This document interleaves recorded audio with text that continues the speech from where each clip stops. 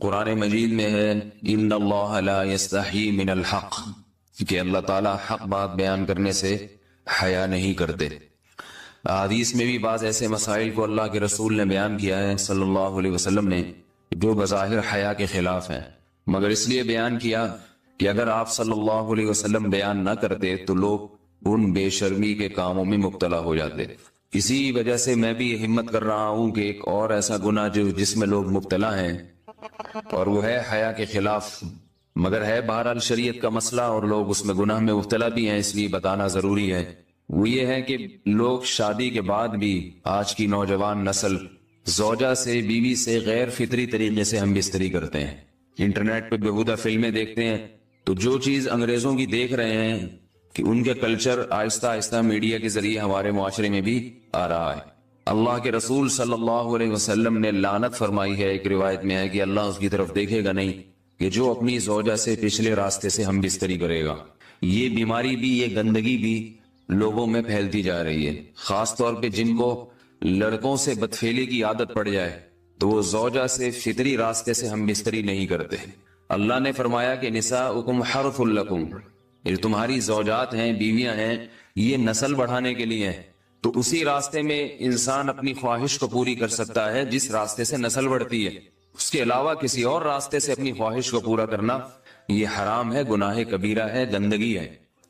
ہمارے پاس کیسز آتے ہیں، ایک پاک دامن لڑکی کی شادی ہوتی ہے، لڑکا بھی بظاہر بڑا نیک، لیکن کیا ہے، لڑکا چونکہ ٹھرکی ہوتا ہے، شہوت کا درندہ ہوتا ہے، تو وہ یہ نہیں دیکھتا کہ میں اپنی بری خواہش مٹانے کے لیے میں اپنی زوجہ کو غیر فطری طریقے پر مجبور کیسے کر سکتا ہوں، تو مجبور کرتا ہے پھر اپنی بیوی۔ اس میں جو عورتیں زیادہ پاک دامن نہیں ہو، نیک نہ ہو، یا ان کو یہ ڈر ہو کہ طلاق ہو گئی تو ہم کہاں جائیں گے، وہ پھر اپنے شوہر کے ساتھ اسی غیر فطری طریقے پر آمادہ ہو جاتی ہیں، اور اس کا عذاب اور اس کا وبال یہ ہوتا ہے کہ کچھ دنوں میں ان کو بھی اسی کی لت پڑ جاتی ہے۔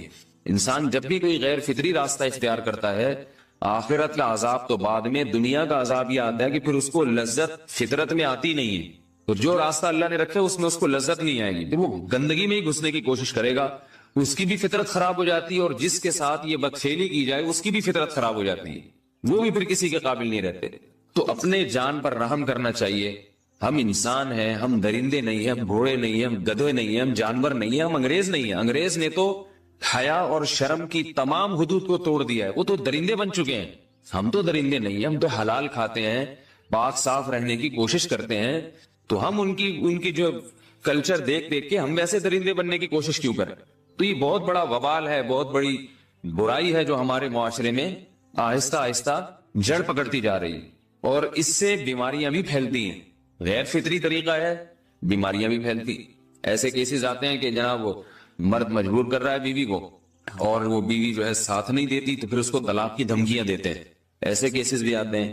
اور یہ بھی آتا ہے کہ مرد جب اپنی بیوی کو غیر فطری طریقے پر مجبور کرتا ہے، بیوی آمادہ نہیں ہوتی، تو مرد پھر یہ دھمکی دیتا ہے کہ بھائی میری خواہش تو تم سے پوری ہوتی نہیں ہے، پھر میں دوسروں کے پاس جاؤں گا۔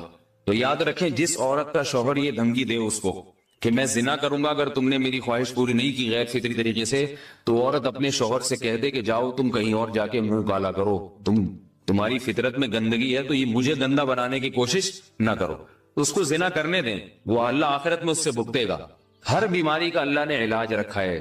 اللہ کے رسول صلی اللہ علیہ وسلم نے فرمایا، صحیح بخاری کی حدیث، ما انزل اللہ من داء الا انزل له دواء، کوئی بیماری ایسی نہیں ہے جو اللہ نے نازل کی ہو اور اس کے لیے دوا نہ رکھی ہو دنیا میں۔ تو اگر کسی کو ایسی لت پڑ گئی ہے غیر فطری کام کی، تو اس کو چاہیے کہ وہ اپنا علاج کرائے، ڈاکٹر سے بھی رابطہ کرے، اور سب سے بڑا علاج یہ کہ کچھ وقت صبر کرے گا، چھوڑ دے گا کچھ عرصے کے لیے، تو خود بخود آہستہ آہستہ صحیح ہو جائے گا۔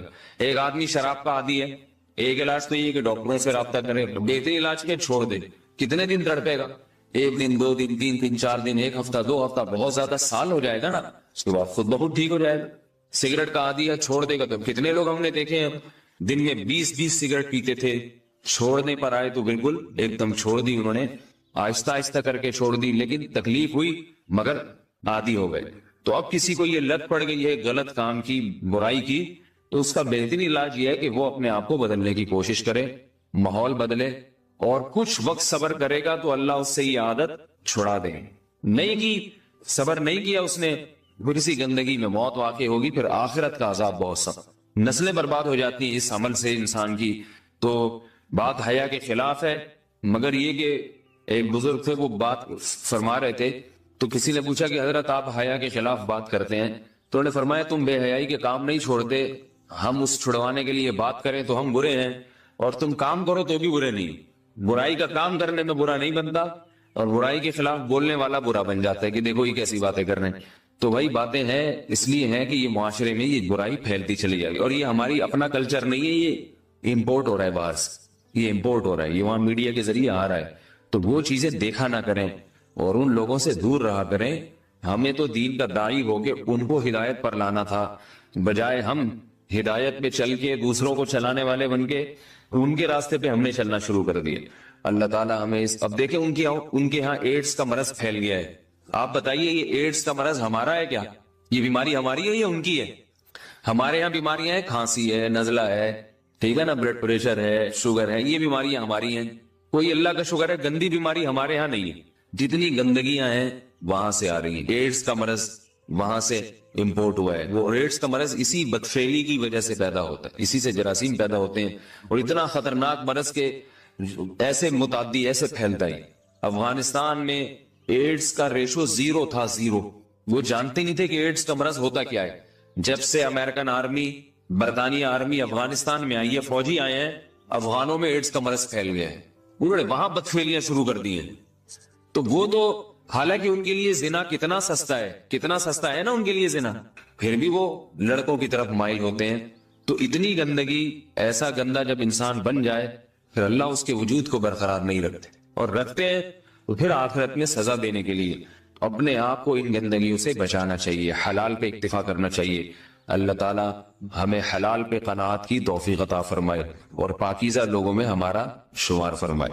اگر شادی شدہ عورت 40 دن میں بھی ایک دفعہ، اچھا بھائی دیکھو یہ حیا کے خلاف مسائل جو ہے نا یہ اس چینل پہ نہ پوچھا کرو۔ مرد پر لازم ہے کہ کم سے کم 4 مہینے میں بیوی سے ایک دفعہ وہ لازمی ہم بستری کرے، تو اگر وہ 4 مہینے میں ایک دفعہ بھی نہیں کرتا تو پھر جو ہے وہ دیانتاً ذمہ دار ہوگا، اس بات کا خطرہ ہے کہ وہ گناہ گار ہو، کیونکہ حضرت عمر رضی اللہ تعالیٰ عنہ نے قانون بنایا تھا کہ 4 مہینے سے زیادہ کوئی بیوی سے دور نہ رہے، تو کم سے کم اتنا ہے لازمی۔ تو اس سے زیادہ بھی اگر کوئی مرد بیوی کے قریب نہیں آ رہا تو پھر وہ ظالم کہلائے گا شریعت کی نظر۔ حج کے دوران باقی ہر عورت اور ہر مرد کے حالات مختلف ہوتے ہیں، بعض عورتوں میں خواہش زیادہ ہوتی ہے، بعض میں کم ہوتی ہے، یہ نیچرل ہے، اس کا کوئی اس سے تعلق نہیں ہے کہ عورت کوئی بری ہے۔ بعض دفعہ عورت میں یہ خواہش نفس بہت زیادہ ہوتی ہے، اس کی ریکوائرمنٹ بہت زیادہ ہوتی ہے، تو لوگ پھر مرد اس بیوی کو برا سمجھنا شروع کر دیتے ہیں، حالانکہ اس کا برائی اور اچھائی سے تعلق نہیں ہے۔ جیسے مردوں میں صحت کے لحاظ سے اور ان کے جو مینٹل ہیلتھ ہے اس کے لحاظ سے مردوں میں فرق ہوتا ہے، کسی میں خواہش بہت زیادہ ہوتی ہے، کسی میں کم ہوتی ہے، تو اس طرح خواتین میں بھی ہوتی ہے۔ بہت سی پاک دامن عورتیں ہوتی ہیں لیکن ان میں ڈیزائرز بہت زیادہ ہوتی ہے، تو یہ سب کی الگ الگ اللہ نے فطرت بنائی ہے، تو میاں بیوی اس کو ایک دوسرے کو بہتر سمجھ سکتے ہیں کہ کس کی کیا ڈیزائرز ہیں۔ بہرحال اگر مرد میں عورت کی ڈیزائرز پوری کرنے کی طاقت نہیں ہے، عورت میں بہت زیادہ ڈیزائرز ہیں، مرد میں کم ہے، تو ایسی صورت میں عورت پھر مرد سے طلاق مانگ سکتی ہے کہ بھئی میں سیٹسفائی نہیں ہو پا رہی ہوں اور میری ریکوائرمنٹ زیادہ ہے۔ تو مرد اگر طلاق دے دے تو اچھی بات ہے، نہیں دے تو پھر عورت کو چاہیے اسی کے ساتھ گزارا کرے۔ ہاں اگر 4 مہینے تک بھی مرد بیوی کے پاس نہیں آتا ہے تو پھر مرد پر لازم ہے کہ عورت کے مطالبے پر اس کو وہ چھوڑ دے، کیونکہ پھر تو جوان عورت کو بہرحال گناہ کا خطرہ ہے۔